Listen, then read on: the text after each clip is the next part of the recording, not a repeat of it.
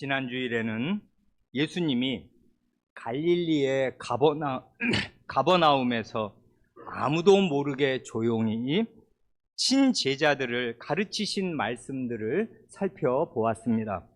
그게 마가복음 9장 마지막 부분의 내용입니다. 오늘은 10장으로 들어왔습니다. 9장에서 10장으로 장이 바뀌면서 예수님이 일하시는 지역도 바뀝니다.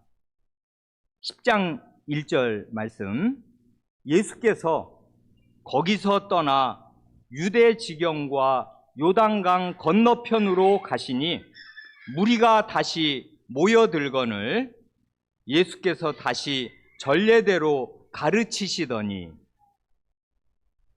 여기 예수께서 거기서 떠나 할 때 거기는 갈릴리 지역입니다. 예수님은 이제 갈릴리를 떠나 예루살렘을 향하여 가십니다. 예수님은 공생에 총 3년 반쯤 되는 그 기간 가운데 아마도 앞부분 2년 이상 동안 주로 갈릴리에서 복음을 전하셨습니다. 그런데 이제는 갈릴리 사람들이 자기 지역에서 다시는 예수님의 말씀을 들을 수 없게 된 것입니다. 그래, 언제나 그렇지만 복음은 들려주시는 그때 얼른 믿어야 합니다. 믿을지 말지 더 두고 보자 하는 식으로 아니하고 느슨하게 생각하다가는 절호의 기회가 지나가 버리는 것입니다. 알고 보면 그때가 막차였던 것입니다. 심지어 갈릴리 지역이라고 하여도 마찬가지예요. 갈릴리 지역이 좀 넓습니까? 마을이 좀 많아요?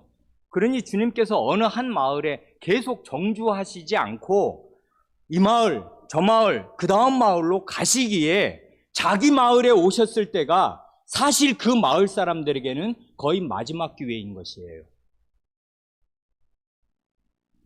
교회에 신앙 고백반에 들어와서 복음을 배우는 일이나 다 배운 뒤에 자신의 입장을 딱 정하고 신앙 고백문을 작성하는 일도 마찬가지일 것입니다. 복음을 안이하게 대하는 사람에게는 하나님께서 구원 얻을 믿음을 내려주시지 않을 것입니다. 그도 그럴 것이, 복음이란 하나님께서 신아드님의 목숨과 피를 가지고 우리에게 오시는 것인데, 그 복음을 듣는 사람이 안이하게 반응하면서 아니, 지금 나에게는 그보다 더 중요하게 있다고 한다? 그런 사람에게 왜 하나님께서 아드님의 목숨을 주시겠습니까?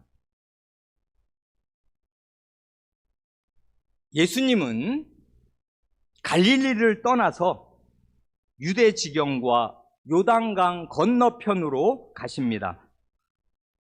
죽음이 기다리고 있는 예루살렘을 향하여 가시는 것입니다.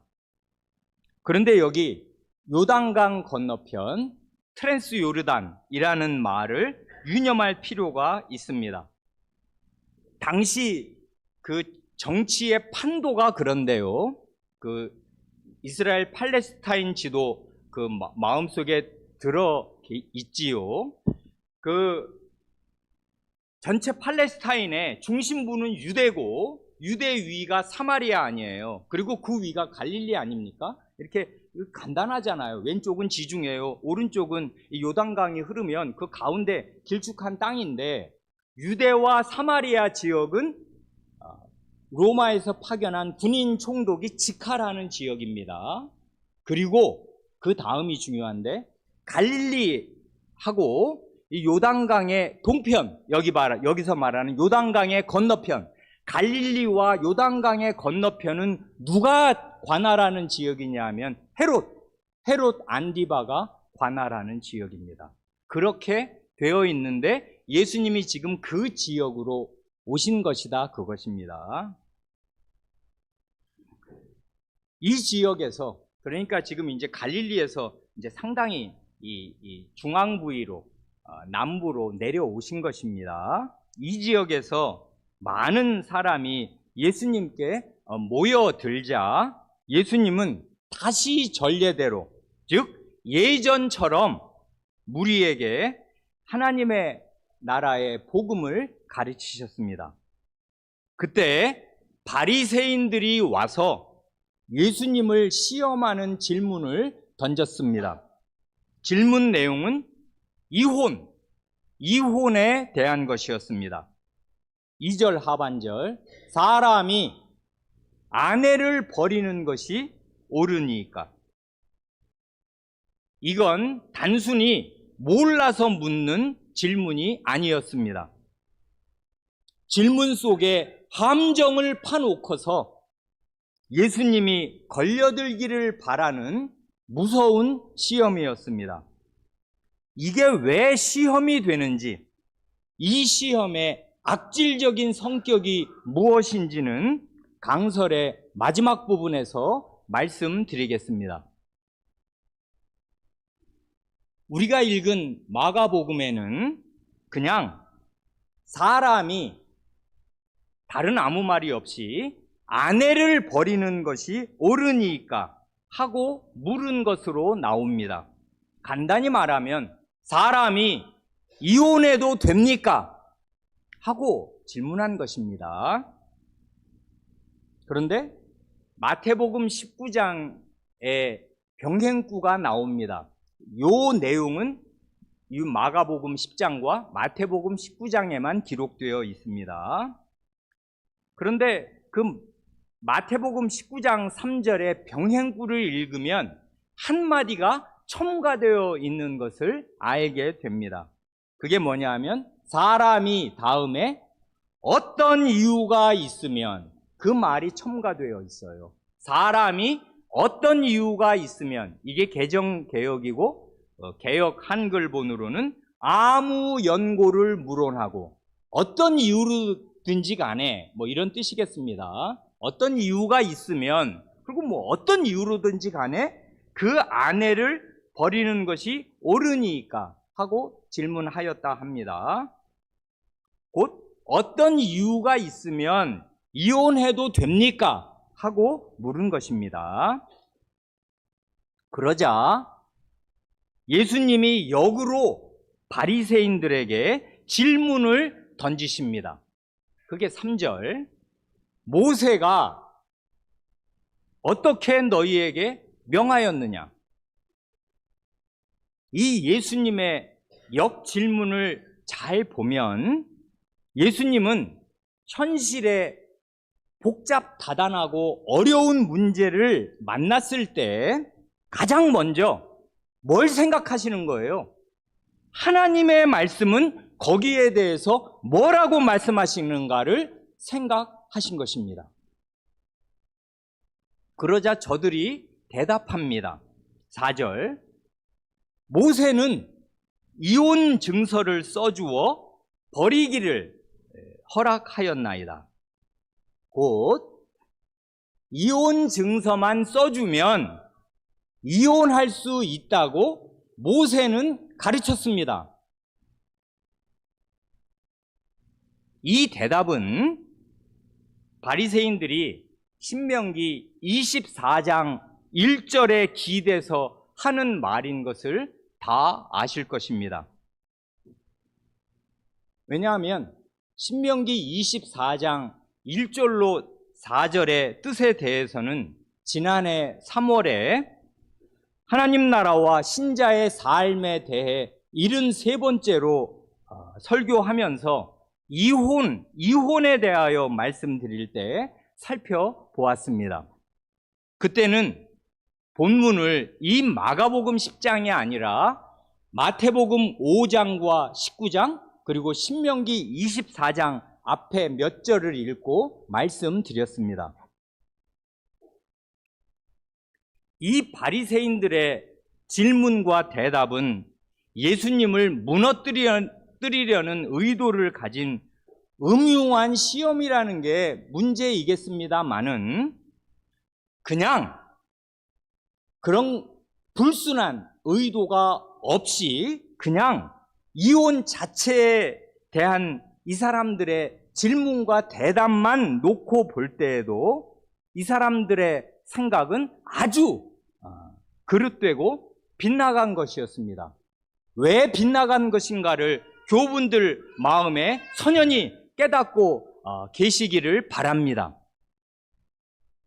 2절과 4절에서 이들이 이혼에 대해 2번 연이어 하는 말, 2절에서는 마태복음대로 읽는다면 어떤 이유가 있으면 이혼해도 됩니까? 4절에서는 이혼 증서만 써주면 이혼할 수 있다고 모세는 가르쳤습니다. 하는 이 사람들의 2번의 말을 들으면 이 사람들의 생각에 중대한 문제점이 드러납니다. 그 중대한 문제점이란 곧 이혼을 인간의 선택의 영역, 즉 하려면 할 수도 있는 가능성의 영역에 두고서 이혼을 합리화할 수 있는 조건을 찾으려 한 것입니다. 아닌 게 아니라 그 당시에 바리새인들은 서로 논쟁을 하면서 사람이 합법적으로 이혼할 수 있는 조건이 무엇이냐를 따졌습니다. 그래 바리새인들 가운데에서도 학파에 따라 이 조건에 대한 이해가 달라서 서로 갑론을박하였습니다. 바리새인들이 이렇게 그릇되게 생각하게 된 원인을 여러 가지 면에서 말할 수 있겠습니다. 2가지만 그냥 말씀드린다면 하나는 시대의 악영향이고 둘째는 그릇된 성경 해석입니다. 첫째로 말라기의 시대, 구약의 맨 마지막, 그러니까 이때로부터 300~400년 전에도 그랬지만 이 바리새인들의 시대, 그러니까 이게 예수님의 공생의 그 시절 아니에요. 이 시대에도 이스라엘 안에 이혼하는 사람들이 많고 많았습니다. 기혼 남성들이 아내를 쉽게 버렸습니다. 이렇게 많은 사람들이 한 동네에서 이 집 저 집 많은 사람들이 이혼을 하고 살면 대부분의 사람들은 그래도 되는 줄로 생각하고 이런 걸 대세로 받아들이는 것입니다. 사람은 누구나 시대의 아들이요 시대의 딸입니다. 가랑비에 옷 젖듯이 자기 시대의 영향을 온몸으로 다 받고 사는 것입니다. 지금 우리나라, 우리 시대도 이혼이 너무나 흔하게 되어서 이혼한 것이 크게 흠이 되지 않는 시대가 되었습니다. 이게 한 30~40년 만에 놀라운 변화예요. 저 어렸을 때만 해도 이혼을 되도록 안 하려고 그랬고 자식을 위해서도 참았어요. 왜 그러냐면 자식의 혼사에 큰 걸림돌이 된다 여겼고 걸림돌이 되었습니다. 이혼한 집안 자식과는 별로 혼인시키고 싶지 않다 하는 사람들이 많았기에 내 아이의 혼사길 막힐까봐 참고 사는 사람들도 많습니다. 근데 지금은 그렇게 20년을 참는다? 못 참습니다. 다 갈라서요. 유명 연예인들 가운데 이혼한 사람들이 부지기수이고 이혼한 사람을 가리켜 돌아온 싱글, 돌싱이라 부르는 세상이 되었습니다. 현직 미국 대통령은 2번 이혼하고 3번째 결혼한 여성과 사는데 그런데도 세계 최강대국의 대통령을 2번째로 하고 있습니다. 현직 프랑스 대통령은 25년 연상이던 자기 같은 반 친구의 어머니였던 자기 학교 라틴어 선생님을 연모해서 구애한 결과 그 선생님이 결국 자기 남편과 이혼하고 이 사람과 자기 학생과 결혼하였습니다. 그래 지금은 프랑스 영부인이 되었습니다. 이러면 사람들이 다 그 영향을 음으로 양으로 받습니다. 이혼에 대한 그 부정적인 감정이 많이 약화된다고요. 하려면 할 수 있는 거다 하고 이혼을 사람의 가능성에 영역 안에 둔단 말입니다. 이렇게 시대의 악영향이나 자기 안에 있는 악한 본성의 영향으로, 그 다음 둘째로 마음이 비뚤어지고 나면 성경도 비뚤어진 눈으로 보게 됩니다. 그래, 신명기 24장 1절은 이런 것이지 않습니까? 모세가 말하기를 사람이 아내를 맞이하여 데려온 후에, 그 다음 말이 중요한 관건이 되잖아요. 그에게, 자기 아내에게 수치되는 일이 있음을 발견하고, 그래서 이게 좀 가까이 하고 싶지 않은, 그게 뭔지 하여간 수치되는 일이, 부끄러운 일, 창피하다 이 여자랑 같이 있는 거 하는 일이 있는 걸 발견하고, 그러면 당연히 그의 눈에 맞지 않겠죠. 눈밖에 안단 말입니다, 여성이, 아내가. 그래서 그를 기뻐하지 아니하면, 여기까지가 조건인 것처럼 이 사람들은 생각합니다. 그러면 이혼 증서를 써서 그의 손에 주고 그를 자기 집에서 내보낼 것이요 하지 않습니까?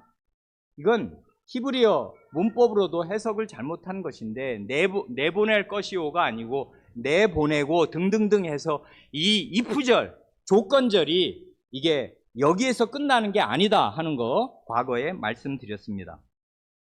바리새인들은 이 24장, 신명기 24장 1절에서 합법적으로 이혼할 수 있는, 곧 이혼을 합리화할 수 있는 근거와 조건을 찾아낸 것입니다. 먼저 이혼을 합리화할 수 있는 근거는 뭔가 하면, 아까 우리 본 대로 아내에게 수치되는 일이 있음을 발견하고 그를 기뻐하지 않는 것입니다. 나는 이제 너랑 살기 싫다, 너는 내 눈밖에 낫다, 이것입니다. 그래서 이 사람들로서는 아내에게 수치되는 일이 과연 뭐냐, 그것을 규정하기만 하면 얼마든지 이혼을 합리화할 수 있었습니다. 성경에 써 있으니까. 아내에게 수치되는 일이 있음을 발견하고 그를 기뻐하지 않으면 이게 이혼의 근거가 돼요. 그러니까 된다고 생각을 한 것입니다. 다음으로 이혼할 수 있는 조건은 이혼의 합법적인 장치로서 이혼 증서를 써주기만 하면 된다고 생각하였습니다. 그러니 이혼할 때 하나님 앞에서나 다른 사람이나, 심지어 바리새인들은 성경 교사고 말하자면 목사잖아요. 그 바리새인들이 이렇게 성경을 해석하기에 이혼하는 사람들이 양심의 가책을 느낄 게 별로 없었습니다. 선생들이 이렇게 가르쳤으니까, 목사가 가르치니까 그 목사 앞에 와서 이혼증서 써주었습니다. 이혼 됐지요? 됐다. 그럼 끝이에요. 이혼이 되는 것입니다. 이게 얼마나 비뚤어진 눈으로 신명기를 그릇되게 읽은 것인가는 지난번에 다 말씀드렸기에 반복하지 않습니다. 이 신명기 24장의 입법 취지는 이혼이 횡행하던 구약시대 이스라엘 사회 안에서 할 수 있는 대로 이혼을 막으려고 하는 것입니다. 즉, 그렇게 홧김에 경솔하게 아내를 버려서 내 아내가 다른 남자와 재혼하는 날에는 아무리 후회해도 소용이 없다.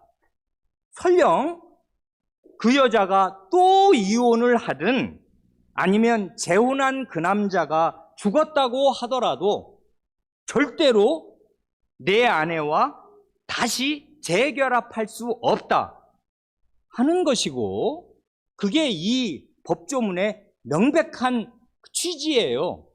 그러니 이혼하기 전에 지극히 신중해야 한다 하고 이혼을 자제시키는 것이 신명기 24장의 입법 취지입니다. 그리고 이런 논지를 길게 설명해 나가는 중간에 이혼을 할 때는 너희들이 이혼하고 사니까 한다고 치자. 그러면 이렇게 할 거 아니냐 할 때 이렇게 할 거 아니냐에 그 할 게 뭐냐면 이혼 증서를 써주는 거예요. 그러니까 이혼할 때는 이혼 증서를 써주어야 하고 써주는 것이 당연하고 마땅한 일임을 밝혀서 그 당시 너무나 억울한 사회적 약자였던 여성의 인권을 적극적으로 보호해 준 것이지, 이혼 증서만 써주면 이혼할 수 있다는 말이 아니었습니다. 이 바리새인들의 질문과 대답을 들으신 예수님의 말씀이 그 다음 5, 6, 7, 8, 9절까지 아주 길게 이어집니다. 먼저 5절을 보면 예수께서 그들에게 이르시되 너희 마음이 완악함으로 말미암아 이 명령을 기록하였거니와. 예수님은 바리새인들의 비뚤어진 성경 해석과 정반대로 신명기 24장의 입법의 배경과 입법 취지를 정확하게 말씀하십니다. 모세 오경 속에 이혼이나 이혼 증서가 언급될 수밖에 없었던 그 비극적인 현실의 근본 원인은 너희 마음이 완악한 데에 있다고 말씀하십니다. 그렇게 이혼이 횡행했던 비극적인 현실에서 모세의 율법은 바리새인들이 잘못 해석한 것처럼 이혼을 무제한 승인하는 게 아니라 도리어 최대한 제한하는 것이었습니다. 여기에서 아주 깊이 생각해야 할 말씀이 너희 마음이 완악하다는 예수님의 책망의 말씀입니다. 모세는 예수님 시대로부터 몇 년 전 사람이에요? 1500년 전 사람 아닙니까? 1500년 전 모세 당시에 이스라엘 사람들의 마음이 완악함으로 말미암아 이 신명기에 이혼에 관한 율법이 나오게 된 게 사실이니까 엄밀히 말하면 예수님의 말씀이 말이에요. 너희 마음이 아니라 너희 조상의 마음이 완악함으로 말미암아 이 명령, 신명기 24장 1절 이하의 명령을 기록하였거니와 라고 말씀하셨어야 옳을 것 아닙니까? 안 그래요? 예수님 시대를 막 섞어요? 1500년을 하나로 섞으면 말이 됩니까? 그게 언제 시대인데? 우리나라로 하면 조선 500년, 고려 500년 전으로 가서 삼국시대란 말입니다. 그런 시대 사람들의 마음이 완악해서 이 율법이 나왔는데 그걸 너희 마음이라고 그러면 어떻게 해요? 그러나 예수님은 이 바리새인들의 눈을 쳐다보시면서 너희 마음이 완악함으로 말미암아 라고 말씀하십니다.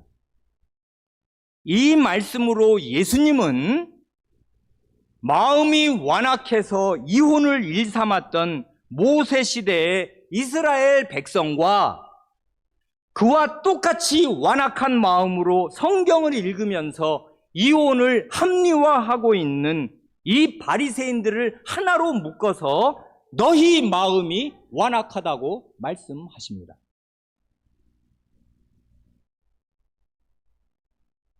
그러니 말이에요. 신자가 믿지 않는 배우자와 이혼하는 경우는 별도의 문제이고, 그건 고린도전서 7장 15절에서 이미 바울 사도가 잘 가르쳤어요.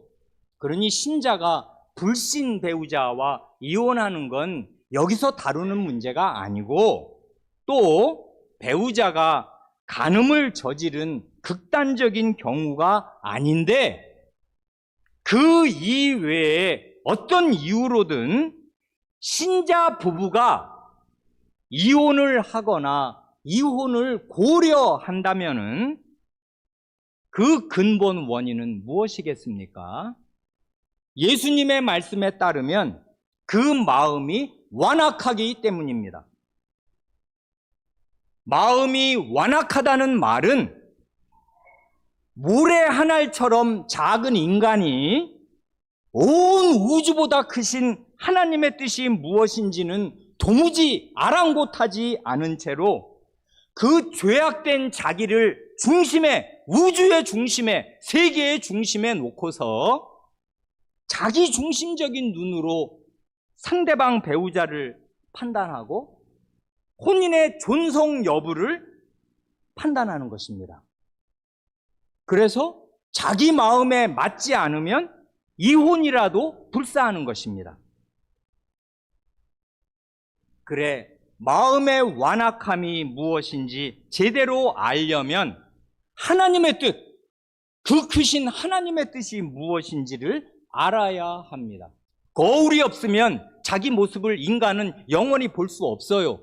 거울이 있어야 하는데 하나님 말씀이 우리 마음의 완악함을 비추어주는 거울이란, 가장 거룩한 투명한 거울이란 말입니다. 왜 예수님은 이혼하는 사람들 또는 이혼할 수 있다고 생각하는 사람들의 마음이 완악하다고 하시는가? 그걸 알려면 6, 7, 8, 9절을 읽어야 합니다. 거기를 보면 이 예수님은 하나님의 말씀을 읽으시고 성경을 읽으시고 그 속에서 하나님의 뜻을 확신하십니다. 그래, 5절을 지나 6절 이하를 읽으면 예수님은 흙탕물처럼 시궁창물처럼 혼탁해진 이 현실을 지나서 샘물처럼 맑은 하나님의 뜻으로 나아가십니다. 6절, 창조 때로부터 사람을 남자와 여자로 지으셨으니. 이 말씀은 예수님이 창세기 1장 27절 말씀을 축약해서, 압축해서 인용하시는 말씀이지 않습니까? 그건 너무나 유명해서 우리가 잘 알고 있는 말씀입니다. 창세기 1장 27절, 하나님이 자기 형상, 곧 하나님의 형상대로 사람을 창조하시되 남자와 여자를 창조하시고. 예수님은 여기서 주어를 생략하셔요. 이건 다 아는 거니까. 창조 때로부터 사람을 남자와 여자로 지으셨다 하면 하나님이 하나님의 형상, 곧 자기 형상대로 사람을 남자로 여자로 지으신 사실을 모르는 유대인은 단 한 사람도 없으니까 그런 이제 주어를 딱 생략하신 채로 창세기 1장 27절을 그 핵심을 딱 드러내셨습니다. 창조 때부터 사람은 남자 아니면 여자였다, 이거지 않습니까? 하나님께서 창조 때부터, 그러니까 맨 처음부터 사람을 남자 아니면 여자로 지으셨습니다. 그래서 그 다음 절에 이러므로라는 말이 나오는 거예요. 그러니까 그가 인간인 한 해는 중성은 없잖아요. 아메바가 아니란 말입니다. 사람은 남자 아니면 여자예요. 이거 외에 인간은 없잖아요. 그러면 왜 나는 남자고 왜 당신은 여자입니까? 그 다음에 그 이러므로, 그 다음 절에 이러므로라는 말이 너무나 잘 어울리게 되는 거란 말입니다. 그래, 그 다음 절까지를 상정하고 함께 생각한다면 하나님께서 창조 때부터 남자 아니면 여자로 사람을 지으셨는데 이건 처음부터 혼인을 상정하시고 혼인을 전제로 사람을 남자 아니면 여자로 지으신 것입니다. 그러니 이게 바로 사람됨의 핵심 가운데 하나예요. 혼인이 사람됨의 핵심 가운데 하나란 말입니다. 그래, 그 다음 7절과 8절 상반절을 읽으면 이렇지 않습니까? 이러므로, 아시는 대로 이 이러므로는 원래 여기에 붙는 말은 아니에요. 그건 창세기 2장 24절이니까 2장 24절에 앞 문맥이 있고 그렇기 때문에 이러므로인데, 예수님은 절묘하게 이 이러므로를 창세기 1장 27절하고 딱 붙여놓는단 말입니다. 남자와 여자로 지으셨다. 이러므로. 그렇게 말을 붙여도 말이 너무나 잘 어울린단 말입니다. 예수님의 이 성경 인용은 정말 기가 막히단 말입니다. 그래서 이러므로예요. 사람을 남자 아니면 여자로 지으셨으니, 그렇기 때문에 이러므로 사람이 그 부모를 떠나서 그 둘이 한 몸이 될지니라. 예수님은 지금 두 절을 인용하시는 거지 않습니까? 이 말씀은 창세기 2장 24절을 약간 축약해서 인용하시는 말씀입니다. 창세기 2장 24절을 가면 한마디가 이제 생략되어 있는 걸 알 수 있는데, 어떤 사본에는, 이 마가복음 사본에는 그 생략된 말이 생략이 안 되고 괄호 안에 그대로 들어가 있는 사본도 있어요. 그 2장 24절은 이것입니다. 이러므로 남자가 부모를 떠나, 그 다음 생략된 말이 그의 아내와 합하여, 요게 괄호 안에 그 생략이 되고 둘이 한 몸을 이룰지로다. 이러므로 남자가 부모를 떠나 둘이 한 몸을 이룰지로다인데, 부모를 떠났을 때 아내와 결합한다는 거, 부모와의 결속이 끊어진다는 거. 부모와 자식은 생명의 연결이잖아요. 결혼하기 전까지는 그 자식은 부모의 심장 속에 들어있고, 그 부모와 한 집에 살고 식구고 생명, 혈육이고 핏줄이고 다 연결이 되어 있는데, 혼인을 기점으로 하면 결속의 대상, 결합의 대상이 바뀌어서 부모를 떠나서 아내와 결합되어서 두 사람이 한 몸이 된다. 이게 2장 24절이잖아요.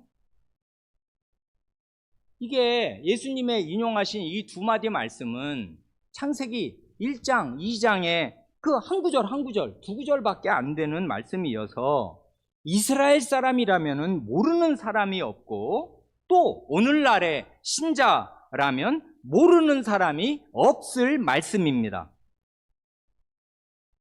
다 안다고 생각할 것입니다.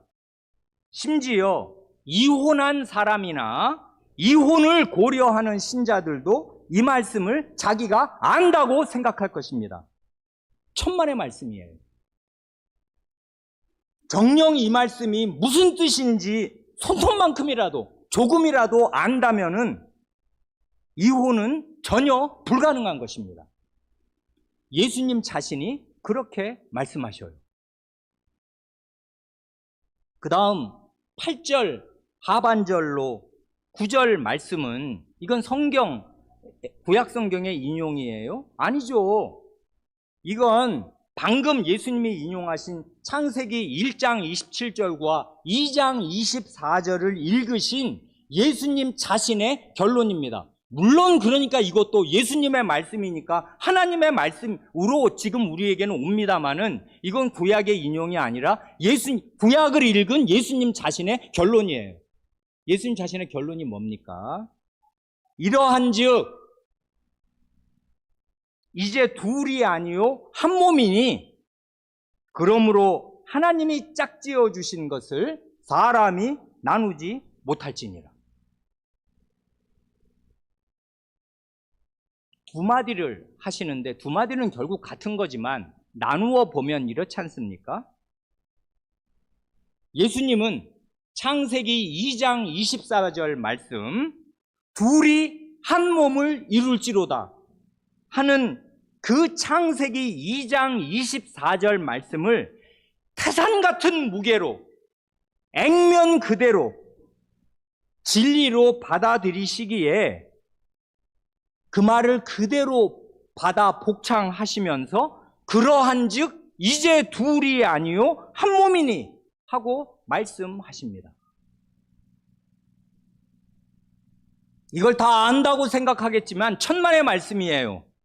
남자와 여자가 혼인을 하고 나면 이제 둘이 아니요 한 몸입니다.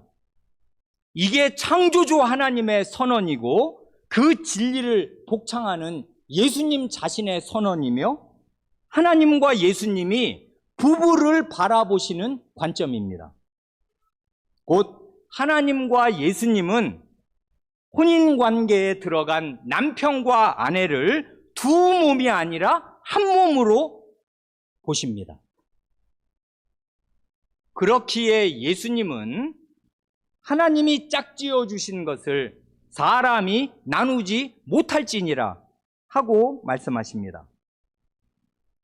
바로 이 8절 하반절 9절 이 예수님의 말씀에서 이혼의 죄악됨이 드러나고 이혼하는 사람들 또는 이혼을 용인하는 이 바리새인 같은 사람들의 마음의 완악함이 드러납니다. 어떻게요? 먼저 하나님과 예수님의 말씀에 따르면 이혼은 한 몸을 둘로 쪼개는 것입니다. 불가능한 일을 행하는 것이에요. 다시 말해서 이혼은 하나님께서 창조 때부터 친히 제정해 놓으신 한 몸의 대원리, 부부일신, 부부는 한 몸이다 하는 이 한 몸의 대원리를 깨뜨리고 부수는 행위입니다. 하나님께서 창조 때부터 사람을 다른 형태가 아니라 하나님이 능력이 없어요? 얼마든지 능력이 있잖아요. 그리고 동물과 식물 가운데는 성별의 구별이 없고 양성도 있고 막 혼합도 되고 성별이 바뀌는 그런 희한한 동물들도 있어요.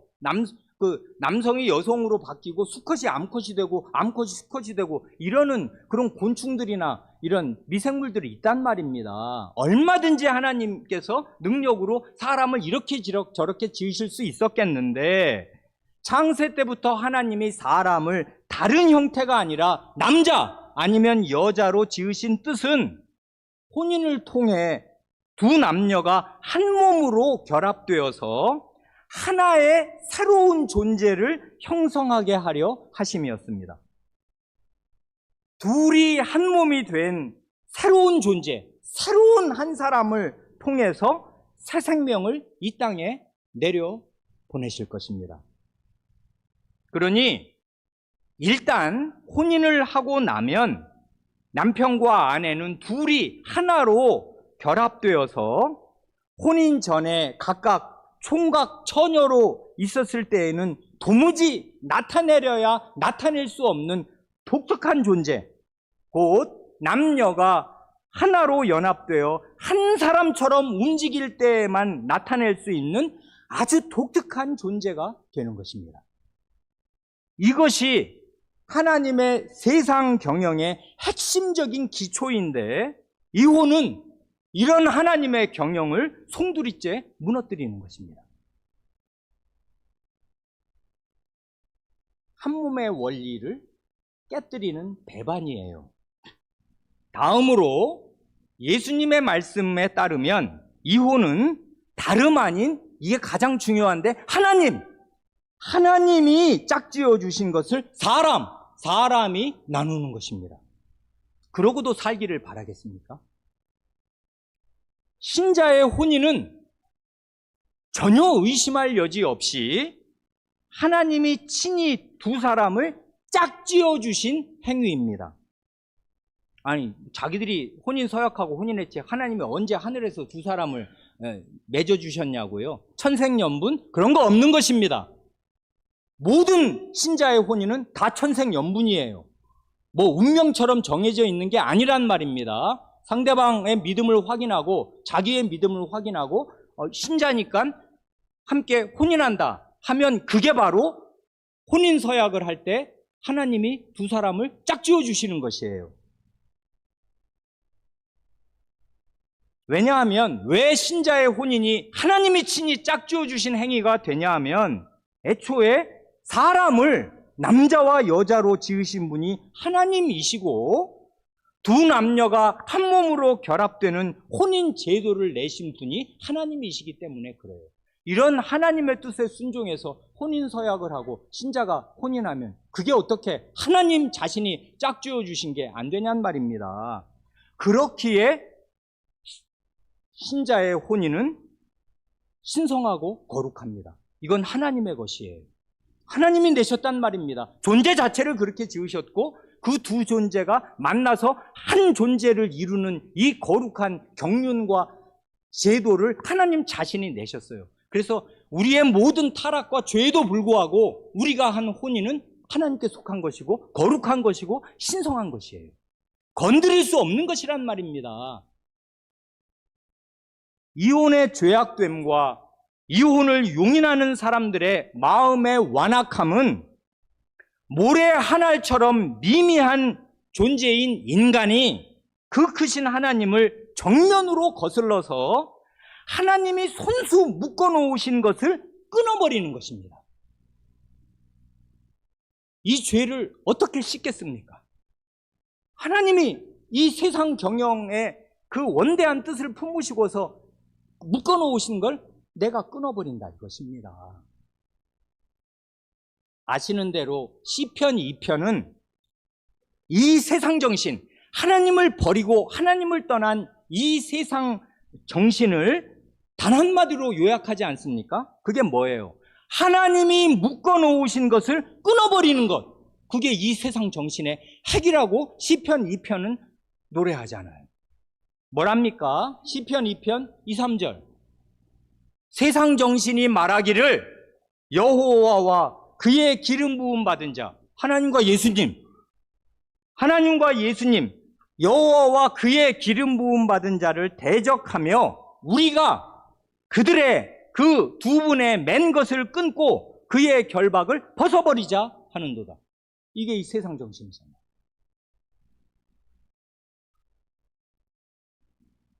예수님은 바리새인들에게 여기까지만 말씀하셨습니다.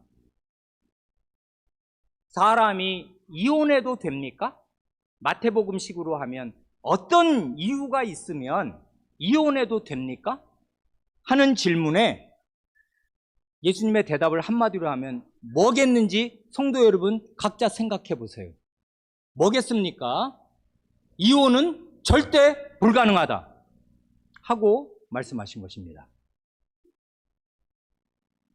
전혀 여지를 두지 않는 이 단호한 말씀을 듣고 예수님의 친제자들도 놀란 것 같습니다. 그래서 따로 집에 있을 때, 이때는 바리새인들이 없었을까? 바리새인들이 집까지 따라와서 같이 둘러앉지는 아마 않았을 테니까 이 마가복음에 나오는 집이 나오면 그때는 대개 이게 마가복음의 특징적인 그 분위기인데 대개 예수님과 제자들만 그 집에 있는 경우가 많아요. 그래서 특별하게 이제 특별 과외 교육을 하시는 때란 말입니다. 특별 학습. 그래서 제자들이 아까 바리새인들하고 하신 그 말씀 그때 좀 놀랐는데 무슨 뜻입니까? 다시 좀 설명을 더 해주시겠습니까? 하고 여쭈었더니 예수님이 말씀하십니다. 그런데 아까의 단호함에 못지않게 예수님의 대답은 여전히 단호하였고 이혼과 재혼을 정죄하는 말씀이었습니다. 11, 12절이 그거지 않습니까? 이르시되 누구든지 그 아내를 버리고 다른 데에 장가드는 자는 본처에게 간음을 행함이요 또 아내가 남편을 버리고 다른 데로 시집가면 간음을 행함이니라 하십니다. 이 두 구절에서 간음을 두 번 언급하시는데 간음죄의 심각성은 이스라엘 사람이라면 아무도 모르는 사람이 없습니다. 왜냐하면 간음하지 말라 하시는 10계명의 7계명이 딱 명시되어 있어서 이스라엘 사람이라면 간음죄의 심각성과 두려움을 모르는 사람이 없어요. 그런데 말입니다. 마태복음 19장 9절의 병행구에는 아까 앞부분에서 마태복음 마태의 병행구에는 어떤 이유가 있으면 어떤 이유를 물론하고 뭐 그런 그 질문, 바리새인들의 맨 처음에 질문에도 더 첨가된 말이 있었지요. 마찬가지로 마태 사도는 더 길게 자세하게 기록을 하는데 마태복음의 병행구에는 이런 이 간음죄를 저지르는 데 대한 예외 규정이 있어요. 뭐라고 말하냐면 누구든지 음행한 이유 외에 라는 예외 규정을 예수님이 말씀하셨다고 하십니다. 그러니까 상대방 배우자가 음행을 저질러서 간음을 저지르면 그 간음죄를 당한 무죄한 상대편 배우자는 이혼하려면 이혼할 수 있는 것이고, 그럴 때 이혼하고 다른 사람과 재혼하는 것은 또 다른 간음죄가 되지 않는 것이에요. 그런 예외 규정이 마태복음에는 들어 있어요. 그래, 누구나 알듯이 이스라엘 사람이면 누구나 알고, 얼마 전까지 우리 한국 사회에도 다 그런 죄가 처벌이 되는 형벌로 형법에 규정되어 있었듯이 배우자의 간음은 이혼 사유가 되는 것이 명명백백합니다. 그러나 배우자가 간음죄를 저질렀다고 해서 반드시 이혼해야만 하는 것은 아닙니다. 그런 경우에 합법적으로 이혼을 할지 말지는 무죄한 상대편 배우자의 결정에 달린 것입니다. 죄를 저지른 상대편 배우자가 참되게 회개하고 잘못했다고 하고 그 더러운 행위에서 돌이켜서 함께 살기를 원한다고 할 때 그 무죄한 다른 편이 그를 용서하고 하나님 앞에서 그를 받아들여서 과거처럼 부부관계를 유지하려면 하는 것이지, 배우자가 간음을 저질렀다고 100% 반드시 이혼해야만 하는 것은 아니에요. 그러나 이혼하려면 무죄한 상대편은 이혼할 수 있어요. 중요한 건 이것입니다. 우리가 지금 마태복음을 읽고 있는 것입니까? 아니에요. 마가복음을 읽고 있지 않습니까? 마가복음은 11절, 12절에서 간음이라는 예외 규정을 언급조차 하지 않습니다. 이게 대단히 중요한 거예요. 그래, 예수님이 바리새인들에게 하신 말씀이나 집에서 따로 제자들에게 하신 말씀만 마가복음을 1절부터 10장 1절부터 12절까지 읽으면 이혼할 수 있는 가능성은 0%입니다. 절대로 이혼할 수 없어요. 예수님의 말씀이 왜 모든 가능성을 이렇게 봉쇄하는 것으로 마가는 기록하는 것입니까? 왜냐하면 혼인의 대원칙을 명백하게 밝히고 우리 마음에 새기는 것이 100배, 1000배 중요한 것이지, 합법적인 이혼 사유가 뭐냐 하는 걸 세세하게 따지는 것이 이 복음서의 목적이 아니기 때문에 그래요. 이건 지금 이혼 백과사전을 쓰려는 게 아니란 말입니다. 이런 경우에는 이혼할 수 있고, 이런 경우에는 어떡하고, 신자가 안 믿는 불신 배우자와 살다가 불신 배우자가 이혼하자고 하면 어떻게 할 거예요? 이런 모든 문제를 지금 마가 선생이 다루려고 하는 게 아니에요. 그런 건 나중의 문제이고 예외적인 경우입니다. 여기에서는 가장 마음에 새기고 살아야 할 총각 처녀들이 혼인하려고 하는가? 혼인이 뭔 줄 알고 하는 건가? 이게 혼인이다. 너 이 혼인에 들어가면 죽는 날까지, 죽음이 하나님이 너의 생명을 이 땅에서 거두어 가기 전까지는 이 혼인은 어떤 이유로든 해소되지 않는다. 아니야. 그런 사람이 하나님 앞에 혼인 서약하면 하나님이 그 시간에 두 사람을 부부로 짝지어 주셔서 너희 둘은 하나다, 한 몸이다, 이렇게 딱 바라보시고 그렇게 인정하시는 거란 말입니다. 그런데 여기 11절과 12절에서 말씀하신 그 간음죄, 자기의 배우자를 버리고 다른 상대와 재혼하게 된 그 간음죄를 저지른 간부와 음부가 바로 헤롯 안디바와 헤로디아였습니다. 헤롯 안디바는 자기 아내를 버리고, 원래 다른 그 왕국의 그 공주를 자기 왕비로 얻었었거든요. 그런데 자기 아내를 버리고 이복 동생의 아내인 헤로디아에게 장가든 것입니다. 그럼으로써 본처에게, 예수님의 말씀을 따르면 본처에게 간음을 행한 것입니다.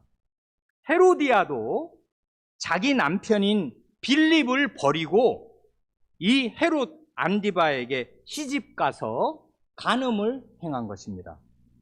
이게 왜 간음이 되는 거예요? 아니, 정식으로 법적으로 이혼을 했어. 로마법을 따라 이혼 증서도 써주었고, 이게 이스라엘이면 이스라엘 법대로, 바리새인의 해석대로 하면은 이건 합법적인 이혼이에요. 이혼 증서를 써주면 나는 너랑 살기 싫다, 부부관계 오늘로 끝내자. 끝냈어요. 그래서 증명서도 다 있고, 로마에서나 이스라엘에서나 바리새인들이 하나님 말씀을 가르친다고 하고 앉아있는 한 이건 다 합법적인 이혼이었어요. 근데 이게 왜 간음이에요? 이게 왜 간음이 되냔 말입니다. 왜 간음이 돼요? 하나님이 짝지어 주신 것입니다. 하나님이 해소하시는 방법은 인간이 간음죄를 저지르든지 아니면 그가 죽는 길밖에는 없어요. 혼인에서 벗어날 길은 없단 말입니다. 한 번 혼인한 사람은. 그러니까 하나님이 짝을 지어 주셨는데 자기는 이혼했다고 하겠지만 하나님이 보시는 현실은 이 헤롯 안디바나 이 헤로디아는 원래 처음 결혼했던 자기의 아내, 자기의 남편과 여전히 한 몸이에요. 자기 남편과 한 몸으로 연결되어 있고 자기 아내와 한 몸으로 연결되어 있는데 그 한 몸 속에 제3자를 집어넣은 것입니다. 또 다른 남편, 또 다른 아내. 이러면 하나님이 보시면 그가 하는 결혼 생활이 처음부터 끝까지 다 간음이에요. 다 간음죄를 저지르는 거란 말입니다. 왜냐하면 하나님이 짝지어 주신 그 엄연한 현실이 존속되고 있기에 그래요. 그건 죽음으로 하나님의 혼인을 해소하시기 전까지는 유효한 것입니다. 이게 하나님의 현실이에요. 그래, 이게 간음죄예요. 우리가 6장 18절에서 미리 본 대로 세례자 요한은 헤롯에게 말하되 동생의 아내를 취한 것이 옳지 않다 하고 왕의 간음죄를 지적한 결과로 감옥에 갇혔던 것이고, 끝내는 그 목이 잘려 소반에 담기게 된 거지 않습니까? 그런데 지금 예수님이 똑같은 말씀을 하시는 것입니다. 바로 여기에 이제 말씀드리겠습니다. 바로 여기에 이 바리새인들의 시험에 사악함과 간교함과 무시무시함이 드러납니다. 지금 여기가 어디예요? 요단강 건너편이란 말입니다. 요단강 건너편이 어디예요? 다름 아닌 헤롯 안디바의 영지입니다. 그러니 그가 군사력을 발휘하면 저놈 잡아와라. 그러면 세례 요한처럼 예수님은 잡힐 수밖에 없는 거예요. 그리고 이때가 언제예요? 헤롯 안디바가 세례자 요한을 못 베어 죽인 지 얼마 안 된 때이고 아무리 길게 잡아도 2년입니다. 세례자 요한이 옥에 잡혔을 때부터 예수님이 사역을 시작하셨으니까. 그리고 뭐 얼마 뒤인지, 투옥 기간이 얼마인지 우린 모르니까 얼마 잡혀 있다가 결국 목이 잘렸는데 그럴 때 이제, 그러니까 이게 세례자 요한이 투옥된 때로부터 예수님이 이 말씀을 하신 때까지 이게 뭐 2년도 안 돼요, 말하자면. 또한 헤롯 안디바가 민중이 예수님을 따른다는 소문을 듣고는 내가 죽인 요한이 살아났다 하면서 예수님의 동태에 촉각을 곤두세우던 때였습니다.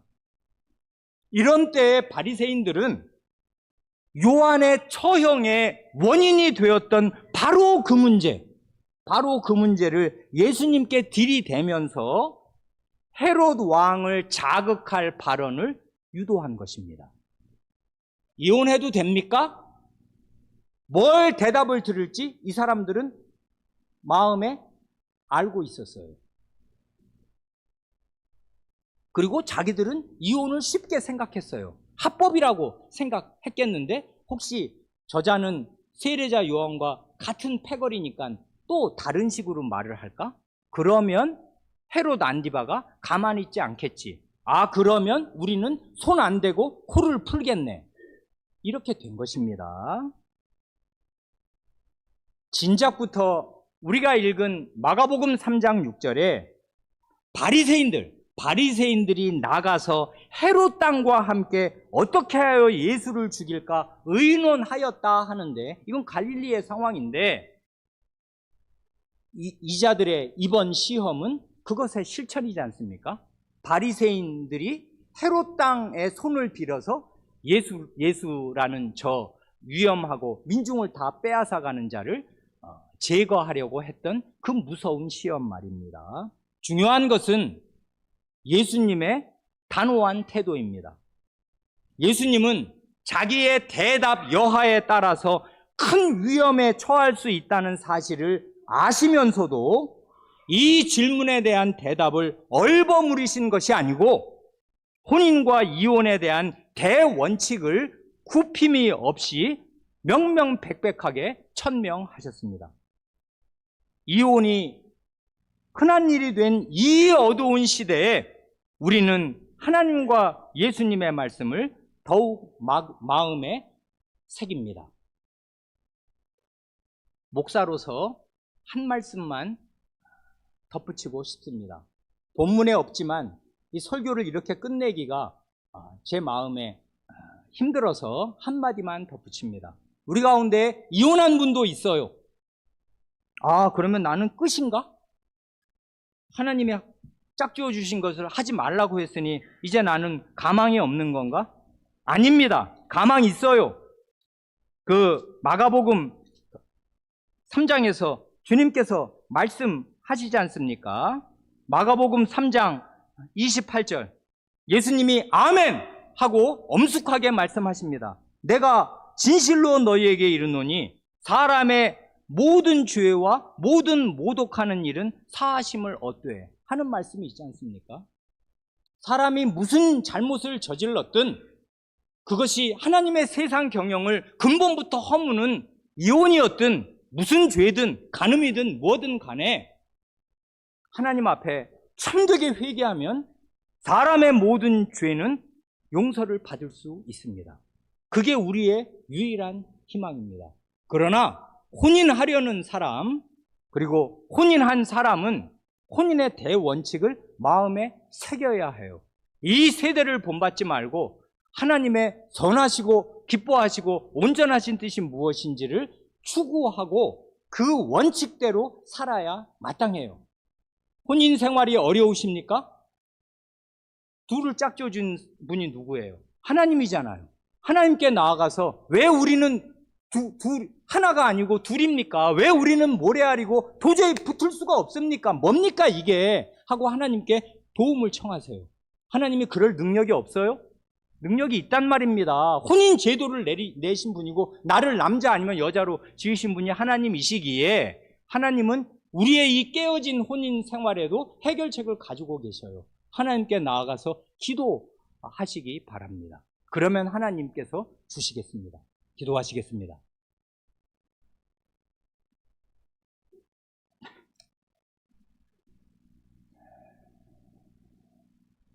주 하나님, 하나님께서 어떻게 큰 사랑을 가지고 계신지 저희가 이 땅에 살 동안에 하나님과 사랑을 나누고 살 뿐 아니라 동료 인간과 어떻게 너무나 신비하게 하나이면서도 둘이고 둘이면서 하나인 그런 부부 관계로 인생길을 걸어 외롭지도 않고 그리고 너무나 신비하게 혼자 있었을 때에는 도무지 이루어낼 수 없는 둘이 한 몸인 그런 놀라운 새로운 한 존재로서 능력 있게 이 일 저희를 하게 하신 줄을 저희가 믿사오며 이런 거룩한 혼인을 파괴하고 깨려 하여 그 불가능한 일, 한 몸을 둘로 쪼개고 하나님께서 짝지어 주신 것을 나누려는 일들이 너무나 무참하게 횡행하는 이 세대에서 예수님 시대와 아무 다를 것이 없는 이 어려운 시대에 저희가 하나님의 말씀을 마음에 새기게 하여 주시고 그러므로 이 바리새인들과 똑같은 자리, 마음이 완악한 그런 자리에 떨어져 있지 않게 하여 주시기를 구합니다. 주님, 저희의 혼인 생활이 왜 이 모양이옵니까? 왜 저희는 어떤 경우에 심지어 차라리 상대방 배우자에 대한 애정이 식고 식어 환멸이 느껴질 때에는 차라리 간음이라도 하여라. 그러면 합법적으로 이혼할 수 있겠다 하고 마음이 맨 바닥으로 내려갈 만큼 어찌 이 모양으로 싸우며 이런 상태로 살 때에는 어떻게 하나님께서 혼인제도를 내셔서 이루시려는 그 원대하고 고귀하고 아름다운 사회, 아름다운 뜻을 어떻게 이룰 수가 있겠사옵니까? 그런 자리에 떨어져 있으면서도 자기가 어떻게 맨 밑바닥인 줄을 알지 못하고 하나님 앞에 꿇어 엎드려 하나님의 하늘의 은혜를 구하지도 않으면서 상대방의 잘못을 탓하고 상대방을 원망하는 그런 완악한 자리에 떨어져 있지 않게 하여 주시고, 하나님 앞에 가슴을 찢고 하나님이 이루시려는, 혼인으로 이루시고 이 교회로 이루시려는 이 원대하고 거룩한 뜻에 자기가 얼마나 걸림돌이 되는지를 배워 각성하고 반성하여 회개하는 사람으로 살게 하시고, 그리하여 자기의 모든 죄를 사함받고 정결하게 되어서 혼인답게, 가정을 가정답게 이룰 수 있는 사람들로 살게 하여 주시기를 구합니다.